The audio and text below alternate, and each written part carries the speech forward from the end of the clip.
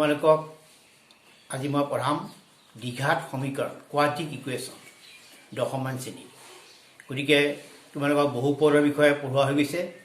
এতিয়া দ্বিঘাত সমীকৰণৰ বিষয়ে পঢ়াম। গতিকে তোমালোকে ভিডিঅ'টো ভালকৈ চাবা আৰু ভাল লাগিলে লাইক কৰিবা, শ্বেয়াৰ কৰিবা আৰু চেনেলটো ছাবস্ক্ৰাইব কৰিবা। এতিয়া মই পাছলৈ যাওঁ। এইটো অনুশীলনী 4 অংককেইটা মই লিখি দিছোঁ ইয়াতে, এইকেইটা পিছত কৰাই আছিম। প্ৰথমতে চোৱা দ্বিঘাত সমীকৰণনো কি। যে তোমালোকে বহুপদৰ বিষয়ে তোমালোকে পাইছা, যে বহুপদৰ বিষয়ে তোমালোকে আগৰ ক্লাছত পাইছা, 9তো পাইছা, 10তো পাইছা। ধৰা হ'ল এটা দ্বিঘাত বহুপদ কি? দ্বিঘাত বহুপদ হ'ল ax² plus bx plus c a not 0। এইটো হ'ল এটা দ্বিঘাত বহুপদ। এই দ্বিঘাত বহুপদৰ চলকৰ সদৃশ্যঘাত কি আছিল? 2। গতিকে চলকৰ ঘাত 2 হোৱাৰ কাৰণে ইয়াক দ্বিঘাত বহুপদ বুলি কৈছিল। এতিয়া আমি এতিয়া পঢ়িম দ্বিঘাত সমীকৰণ। এই দ্বিঘাত বহুপদবিলাক px যদি মই 0 কৰি দিওঁ, তেতিয়াহ'লে ax² bx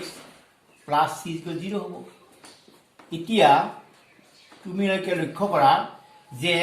মই যদি বহুপদটো 0ৰ সমান কৰি দিওঁ, 0 কৰি দিওঁ, বা px মানে মই 0 লিখি দিওঁ, তেতিয়াহ'লে এইটো এটা হৈ যাব দ্বিঘাত সমীকৰণ হ'ব। দ্বিঘাত সমীকৰণ। এতিয়া এই দ্বিঘাত সমীকৰণবিলাক তোমালোকে আমি ইয়াত a not 0 লিখিছোঁ। কিয়? যদি এৰ মান 0 হৈ যায় ই দ্বিঘাত সমীকৰণ হ'ব নোৱাৰে। গতিকে চলকৰ ঘাত যদি 2 হয়, তেনেকুৱা সমীকৰণবিলাকক কি বুলি ক'ব? দ্বিঘাত সমীকৰণ বুলি ক'ব। কিন্তু এইটো এক্সটো চলক, ইয়াত এই চলকৰ ঘাত 2 হ'ব লাগিব। আৰু সেইকাৰণে দ্বিঘাত সমীকৰণৰ আমাৰ মূল বা বীজ দুটা হ'ব। যেনেকৈ আমাৰ দ্বিঘাত বহুপদৰ ক্ষেত্ৰত শূন্য কেইটা হৈছিল? 2টা হৈছিল।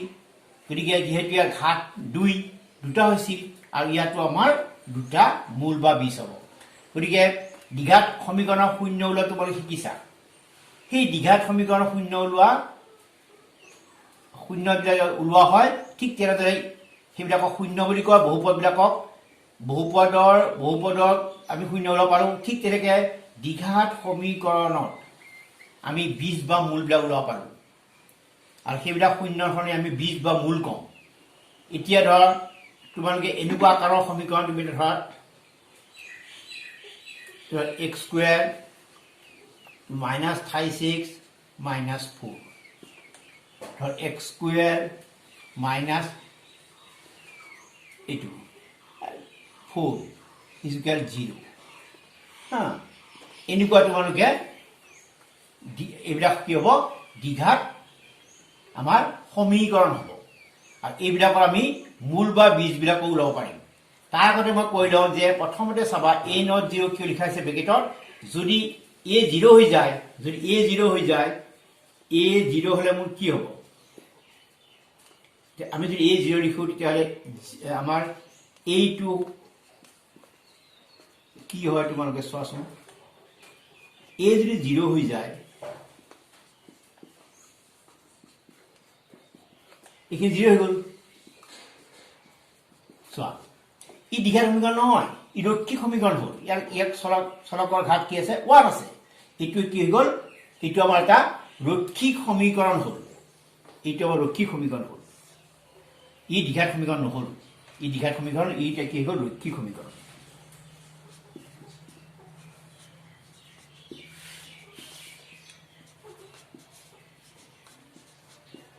গতিকে দ্বিঘাত সমীকৰণ নহ'ল, সেইকাৰণে আমি a not 0 লিখিব লাগিব। তেনেকৈ ধৰা তুমি যদি ধৰা a not 0 হ'লেহে দ্বিঘাত সমীকৰণ হ'ব। এইটো এটা মনত ৰাখিবা। এতিয়া আমি b যদি 0 লিখোঁ কি হ'ব চাবা। b 0 হ'লে, মই চবতে 0 দেখাই আছোঁ, b 0 হ'লে আমাৰ সমীকৰণটো আছিল a bx প্লাছ c 0 আছিল। ইয়াক তুমি এতিয়া b তুমি 0 দি দিয়া, b 0 দি দিয়া। তেতিয়া আমাৰ ax² এইখিনি 0 লিখিব নালাগে আৰু cs। ই কিন্তু দ্বিঘাত সমীকৰণ হ'ব। এই দ্বিঘাত সমীকৰণটোত আমাৰ x যুক্ত এই পদটো নাই তথাপিতো আৰু x চলকৰ ঘাত 2 আছে কাৰণে সেই দ্বিঘাত সমীকৰণেই হ'ব গতিকে এনেকুৱা দ্বিঘাত সমীকৰণ আমি শুদ্ধ দ্বিঘাত সমীকৰণ বুলি কওঁ শুদ্ধ দ্বিঘাত সমীকৰণ দ্বিঘাত সমীকৰণ এইটো হ'ব শুদ্ধ পিয়ৰ কোৱাড্ৰিক বুলি কয় ইংলিছত কয় পিয়ৰ কোৱাড্ৰিক গতিকে কিন্তু আমাৰ এ যদি কিবা কাৰণে যদি আমাৰ C0 হয় তেতিয়া আমি কি হ'ব সেই দ্বিঘাত সমীকৰণে হ'ব কিয় তেতিয়া ax স্কয়াৰ bx c0 তেতিয়া ax স্কয়াৰ এটো শূন্য গতিকে আমি 0 ইউ দ্বিঘাত সমীকৰণে হ'ব ইটো এটা দ্বিঘাত সমীকৰণে হ'ব ইউ দ্বিঘাত সমীকৰণ হ'ব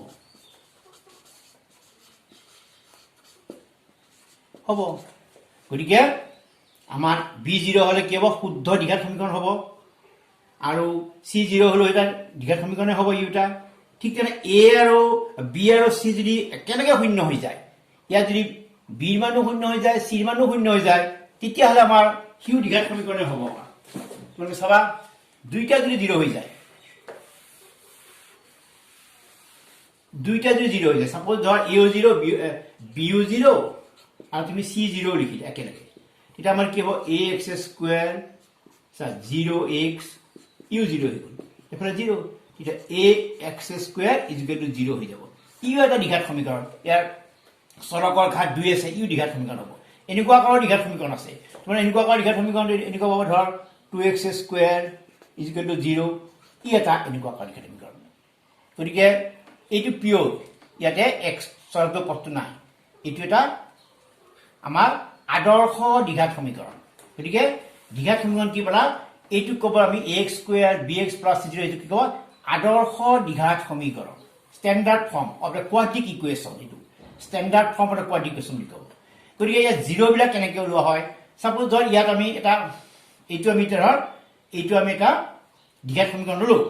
তেতিয়া আমি ইয়াত মান বহা থাকিলে ধৰ যদি ইয়াৰ মান এই লেফট হ্যান্ড সাইডে শূন্য পাই যাও তেতিয়া হলে এটো কি হ'ব মূল বা 20 হ'ব ইয়াত তেনেকৈ ইয়াত মান বহাই যাও আমি ইফালে 0 পাই যাও কি মূল বা 20 হ'ব গতিকে ইয়াতে আমি ধৰ x এই সমীকৰণটো মই লেফট হ্যান্ড সাইড ধৰ লেফট হ্যান্ড সাইড এটা 20 বিলাক কেনে কি হয় 20 বিলাক কি তোমালোকে চোৱা এতিয়া যে দ্বিঘাত সমীকৰণৰ 20 কি চলকৰ যি মানটোৱে এই সমীকৰণটো সিদ্ধ কৰিব সেইটো হল 20 x মান সাপোজ মই -1 বহালো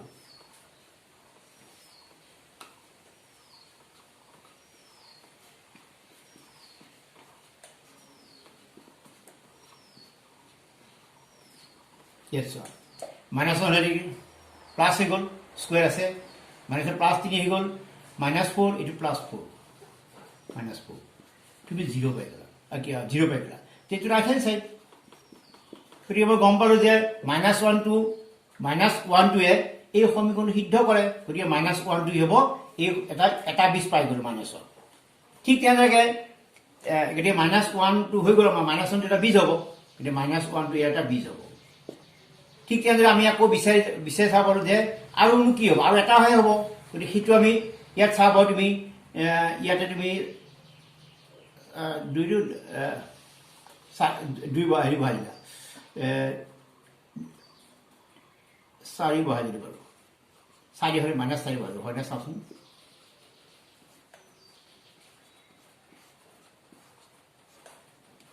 ইয়াত কি হ'ল 16 হৈ গ'ল হা মানে সেটা প্লাস কি হৈ গ'ল 12 হৈ গ'ল আৰু এটো -4 হা এতিয়া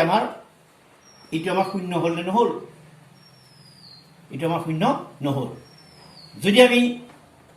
4 বহাও তেতিয়া কি হয় চাবা 4 বহাও এটা +4 বহাও তেতিয়া ইয়াত 4 কি হ'ব 16 হ'ল +4 বহাইছো দেই এতিয়া মাইনাস কি হ'ল 12 হ'ল ইয়াত 4 আছে আগৰ পাই গতিকে ইয়াত 16 ইয়াত কিন্তু হৈ গ'ল স্যাৰ ৰাইট হ্যান্ড সাইড গতিকে এটা -1 বহালে আমাৰ শূন্য হ'ল আছিল আৰু 4 বহালে ইয়াত 4 4 16 হ'ল ইয়াত 4 বহালো 4 12 হ'ল -12 হ'ল আৰু -4 আছেই গতিকে এইটো যোগ কৰিলে -16 হ'ব 16 শূন্য চোৱা গতিকে আমি কি পালো -1 আৰু 4 এই দুটা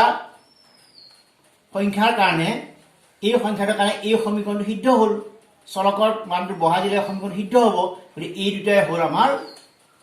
মূল বা বীজ ইয়াত আৰু তোমালোকে বেলেগ বেলেগ মেথডো পাবা সেই মেথডত তোমালোকে পিছত অংকবিলাক কৰিব পাৰিবা ইয়াত উৎপাদক বিশ্লেষণ কৰিব পাৰি সেইমতেও কৰিব পাৰিবা এতিয়া আজি মই মূল বা বীজ কি দ্বিঘাত সমীকৰণ সেইটো কথা ক'লোঁ এতিয়া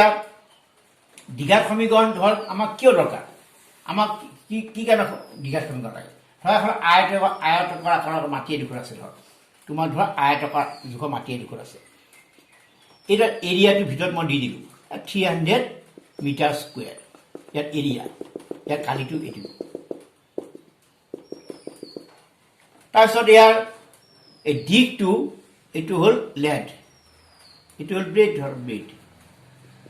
এই দিশটো প্ৰস্থৰ দুগুণতকৈ এক বেছি তেতিয়া আমি প্ৰস্থ যদি মই x মিটাৰ লওঁ আমি দিশ লওঁ ইয়াৰ দুগুণতকৈ এক বেছি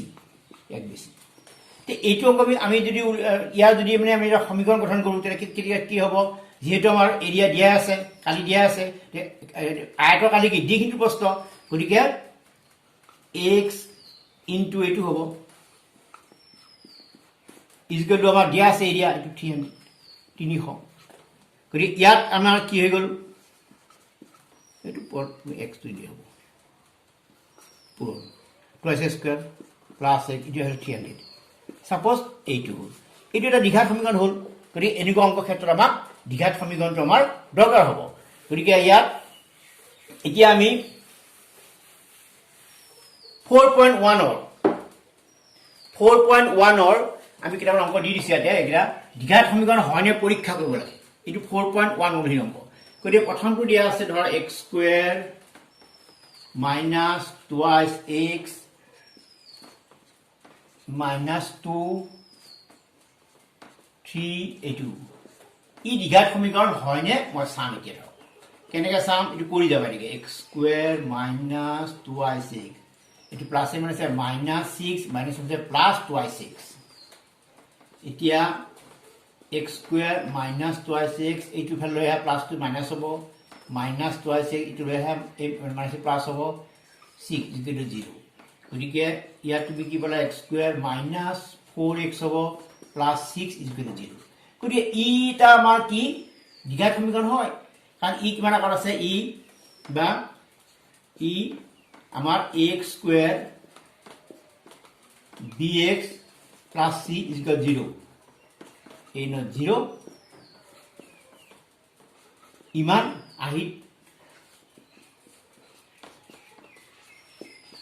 আহিত আছে এইটো আমাৰ এইটো আহিত আছে গতিকে সেয়েহে প্ৰদত্ত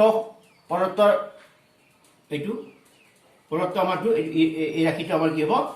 বহুপদ হ'ব গতিকে ইমান কি কয় দ্বিঘাত সমীকৰণ হ'ব x square minus twice x minus 2x এটা দ্বিঘাত সমীকৰণ হ'ব ইয়াৰ দ্বিঘাত সমীকৰণ হ'ব গম পালা x square minus twice x এই মাইনাছ কৰা প্লাছ মাইনাছ কি হ'ব 6 হ'ব মাইনাছ মানে প্লাছ কি হ'ব টুৱাইছ 6 হ'ব আৰু বাকী তুমি চব তুমি লেফ্ট হেণ্ড চাইড লৈ আহিবা গোটেইকেইটা ধ্ৰুৱক পদে হওক বা চলক পদে চব লেফ্ট হেণ্ড চাইড ইজিকেল 0 কৰি ল'বা গতিকে মাইনাছটো ইফালে আহিলে কি হ'ব প্লাছ হ'ব প্লাছটো ইফালে আহিলে মাইনাছ হ'ব গতিকে এইখিনি কৰা x স্কুৱেৰ মাইনাছ কি হ'ব 4x প্লাছ 0 গতিকে ax square plus bx plus c দ্বিঘাত ফৰ্মত আমাৰ দ্বিঘাত সমীকৰণ যিটো ফৰ্ম বা আহি তাত এইটো আছে এনেকুৱা আহিত আছে গতিকে ই এটা দ্বিঘাত সমীকৰণ হ'ব গতিকে দ্বিঘাত সমীকৰণ এইটো হ'ব তেনেকৈ ধৰ তুমি নিজে নিজে কৰিব পাৰিবা ছাপ'জ মই এইটো কৰি দিলোঁ ধৰ x স্কুৱেৰ আৰু এটা কৰি দিছোঁ বাৰু এইটোৱে কৰি দিছোঁ ইয়াত আছে ধৰ x square plus 26 plus 1 equal কি দিয়া আছে x মাইনাছ 2 হোল স্কুৱেৰ ইয়াত চোৱা x স্কুৱেৰ 26 প্লাছ 1 এইটো এইবিলাক হোল স্কুৱেৰটো কৰিলে x square minus 2 a b b square গতিকে x স্কয়াৰ ইয়াত 4x plus 4 হে আগৰ নিচিনা তুমি সব বিলাই ফেল লৈ আহি দিয়া x স্কয়ার 36 প্লাস এফালে সব মাইনাস হ'ব প্লাস টু মাইনাস হ'ব মাইনাস টু প্লাস হ'ব আৰু প্লাস টু মাইনাস হ'ব ইজ ইকুয়াল টু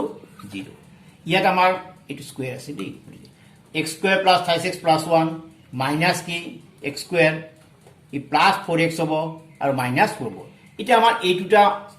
কেনসেল গল নাই গল ইয়াত আমাৰ থাকি গলটো এটো 7x এটো যোগ কৰিলে 7x হ'ব আৰু এটো মাইনাস কি হ'ব 3 ইজ ইকুয়াল টু 0 এইটো দ্বিঘাত সমীকৰণ নহয় দ্বিঘাত সমীকৰণ নহয় কাৰণ এইটো আমাৰ x square plus bx plus এই ফৰ্মত নাই তেনে ধৰণৰ তুমি অংকবিলাক তোমালোকে কৰিব পাৰিবা নিশ্চয় অসুবিধা একো নাই মোৰ মতে অসুবিধা একো নাই যেনেকৈ এইটো কৰিলে a plus b whole cube সূত্ৰ পৰিব তেতিয়া কৰি যাবা এই গুটিখিনি ফাইল লৈ আহিবা দ্বিঘাত সমীকৰণ হয়নে তোমালোকে চাব পাৰিবা এইটো মই কৰি দিলো তোমালোকক লিখবা আৰু এটা আছে দ্বিঘাত সমীকৰণ গঠন কৰিব লাগে ধৰ আহেটো গঠন কৰিব লাগে দুটা ক্ৰমিক অখণ্ড সংখ্যা পূৰণফল 306 আছে সংখ্যা দুটাও আমি উলাব লাগে আমি ক্ৰমিক সংখ্যা দুটা x আৰু x প্লাস ধৰিলো ধৰা হল এটো হল 2 ৰে ধৰা হল বা ধৰু ক্ৰমিক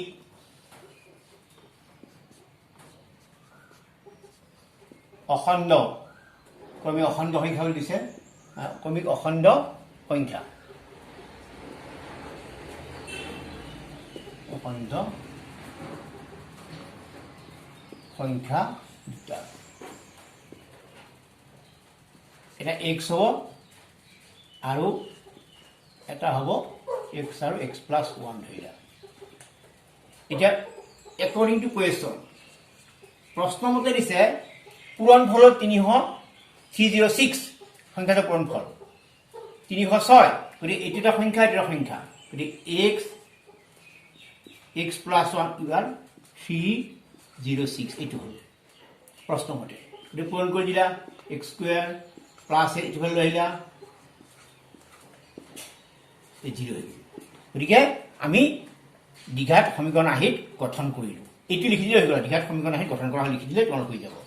তেনেকৈ ধৰণৰ আৰু এটা অংক তুমি চোৱা এইটো ধৰ এইটো অংক তেনেকৈ দিছে ৰোহনৰ মাক তেওঁতকৈ 26 বছৰ ডাঙৰ তেওঁলোকৰ বয়সৰ গুণফল আদিৰ পৰা 3 বছৰ পিছত হ'বগৈ 360 ৰোহনৰ বৰ্তমান বয়স আমি উলিয়াব লাগে ধৰ কিবা এটা আমি ৰোহনৰ বৰ্তমান বয়স নাজানো একে ধৰণৰ কৰা ধৰা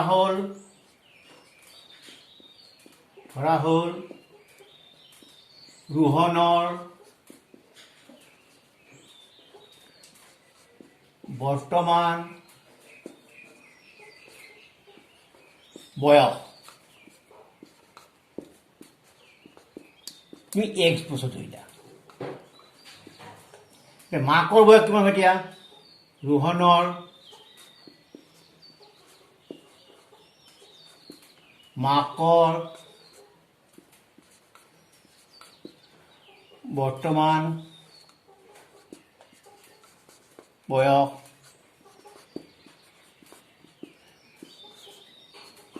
কিমান বেছি 26 বছৰ ডাঙৰ ইয়াত কৰি ইয়াত 26 কৰি দিয়া 26 বছৰ হৈ গ'ল গতিকে এই ঘটনাটো কি কৰা আছে আজি পৰা 3 বছৰ পিছত 3 বছৰ হলে হলে বৰ্তমানৰ লগত যোগ হয় 3 বছৰ পিছত 300 গুণফল তেওঁলোকৰ বয়সৰ গুণফল ইয়াত এটা কথা মনত ৰাখিবা বয়সৰ গুণফলৰ কথা আছে 3 বছৰ পিছত গতিকে 3 বছৰ পিছত ৰোহনৰ বয়স কিমান হ'ব 3 বছৰ পিছত লিখিব পাৰা 3 বছৰ পিছত ৰোহনৰ বয়স কিমান হ'ব আমি 3 বছৰ যোগ কৰিব লাগিব 3 বছৰ পিছৰ কথা হলে যোগ কৰিব লাগিব আৰু আগৰ হলে মাইনাস হ'ব ঠিক তেনেকৈ 3 বছৰ পিছত এটো মাকৰ মাকৰ বয়স কিমান হ'ব 26 আছিলে তাৰ লগত তুমি 3 যোগ কৰি দিবা এইটোৰ লগত গতিকে এইটো হৈ গ'ল x plus 29 বছৰ হৈ গ'ল গতিকে আমি দুটা পালো গতিকে 3 বছৰ পিছত ৰোহনৰ পালো আৰু মাকৰ পালো এতিয়া আমি কি কৰিব আমাৰ পূৰণ কৰিব লাগিব একৰ্ডিং টু কোৱেশ্চন কি হ'ব দুটা পূৰণ ফল x plus 3 3 বছৰ পিছত ইয়াৰ আৰু মাকৰ আছিলে x plus 29 সমান কিমান হয় 360 এইটো হল আমাৰ গতিকে তুমি পূৰণ কৰি দিয়া x স্কয়াৰ x পূৰণ কৰিলা plus 29x plus 28x plus 7 2 8 87 360 গতিকে তুমি এতিয়া এফালে লৈ আহা যে 29 এটা 32 আর এফালে প্লাস এটা মাইনাস হব এফালে আইবে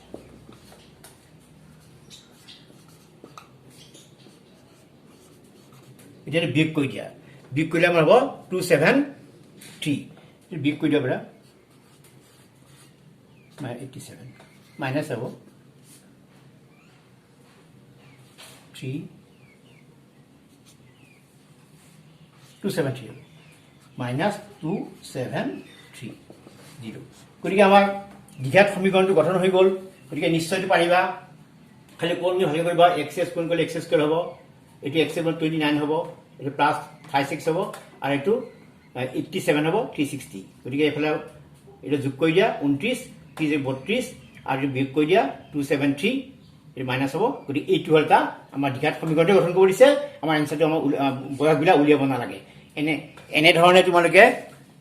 অংকবিলাক অনুশীলনী 4.1 ৰ অংকবিলাক ঘৰত কৰিবা আজিলৈ ইয়াতে সমাপ্ত কৰিলো পাতি